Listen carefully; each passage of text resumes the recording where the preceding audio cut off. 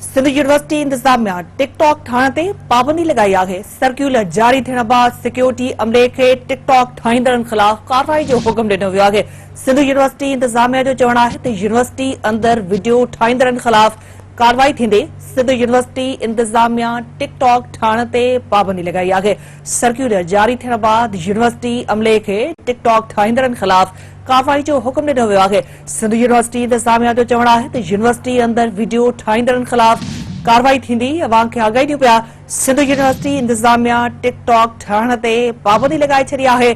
Circular जारी थियण बाद यूनिवर्सिटी अमले खे टिकटॉक ठाहींदड़नि ख़िलाफ़ कार्रवाई जो हुकुम ॾिनो वियो आहे। इन ख़बर जा वधीक अपडेट्स मालूम करण लाइ असां राब्तो कयो आहे सिंध टीवी न्यूज़ जे रिपोर्टर मुर्तज़ा रोहानी सां। जी मुर्तज़ा।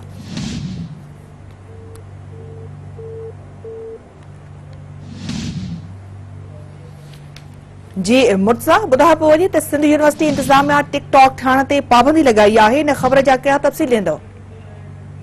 नाज़रीन, मुर्तज़ा रोहानी सां असांजो राब्तो डिस्कनेक्ट थी वियो आहे। जीअं ई राब्तो बहाल थींदो इन ख़बर जा वधीक अपडेट्स उन खां मालूम कंदासीं। अवाम खे आगाही ॾियूं पिया। सिंध यूनिवर्सिटी इंतजामिया टिकटॉक ठाहिण ते पाबंदी लगाई आहे। सर्क्यूलर जारी थियण बाद यूनिवर्सिटी अमले खे टिकटॉक ठाहींदड़नि ख़िलाफ़ कार्रवाई जो हुकुम ॾिनो वियो आहे।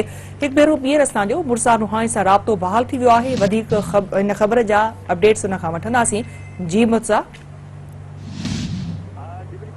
सिंध यूनिवर्सिटी इंतजामिया पारां शागिर्दनि लाइ अनोखो हुकुमनामो जारी कियो आहे। यूनिवर्सिटी इंतजामिया सिंध यूनिवर्सिटी अंदर टिकटॉक ठाहिण ते पाबंदी हणी छॾी आहे। अहिड़ो सर्क्यूलर पिणु जारी कियो आहे। सर्क्यूलर जारी थियण बैदि सिक्योरिटी अमले खे टिकटॉक ठाहींदड़नि शागिर्दनि ख़िलाफ़ सख़्त कार्रवाई जो हुकुम पिणु जारी कियो आहे। आउं तव्हांखे ॿुधाईंदो वञा त जेको सर्क्यूलर जारी कयो आहे हुन में ॼाणायो वियो आहे त शागिर्दनि खे इत्तला ॾिजे त कैंपस अंदरि टिकटॉक जी रिकॉर्डिंग ख़ासि तौर ते सिंध यूनिवर्सिटी कैंपस जे आट में गैर इख़लाक़ी रवैयो ऐं मवाद ॾियारण ते मुकमल पाबंदी आहे। हुन में वधीक ॼाणायो त जेकॾहिं सोशल मीडिया ते अहिड़े क़िस्म जी का बि शिकायत मिली या ॾिसिजे त यूनिवर्सिटी जेको आहे हुन ते ज़ाब्तनि ऐं इख़लाक़नि मूजिबि जेको आहे सो कार्रवाई करी जॾहिं त शागिर्दनि खे बि हुकुम ॾिनो आहे त जेकॾहिं को शागिर्द टिकटॉक ठाहींदे कंहिं शागिर्द खे ॾिसे थो त यूनिवर्सिटी इंतजामिया खे जेको आहे सो इतला ॾिए।